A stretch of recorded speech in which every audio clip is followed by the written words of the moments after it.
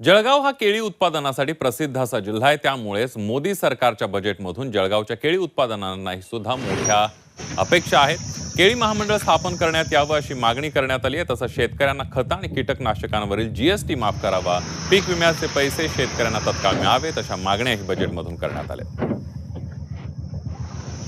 शेतकरी बंधूंची किंवा खास करून केळी उत्पादक बंधूंची अनेक वर्षांची मागणी आहे की जो आमचा राज्यातली शेतकरी मोठ्या प्रमाणावरती केळी हा एक्सपोर्ट करतो आहे, अतिशय गुणवत्तापूर्ण केळी ह्या निर्यात करतो आहे आणि त्या शेतकऱ्याला ज्या अडचणी येत आहेत त्यामध्ये मग त्या अडचणी सोडवण्यासाठी एक विकास महामंडळ ह्या जळगाव जिल्ह्यामध्ये स्थापन व्हावं। मागे राज्याचे मुख्यमंत्री माननीय शिंदेसाहेब यांनी आश्वासन देऊन सुद्धा अजूनही त्यावर कोणत्याही हालचाली झालेल्या दिसत नाही आहे। त्यामुळे आमची मागणी आहे की याला केंद्र शासनाने सुद्धा एखादं काहीतरी विशिष्ट रकमेची तरतूद करून या महामंडळाचा सुद्धा मार्ग लावावा, जेणेकरून शेतकरी बंधूंचे त्यामधून जे काही अडचणी आहे त्या सुटण्याला मदत होतील।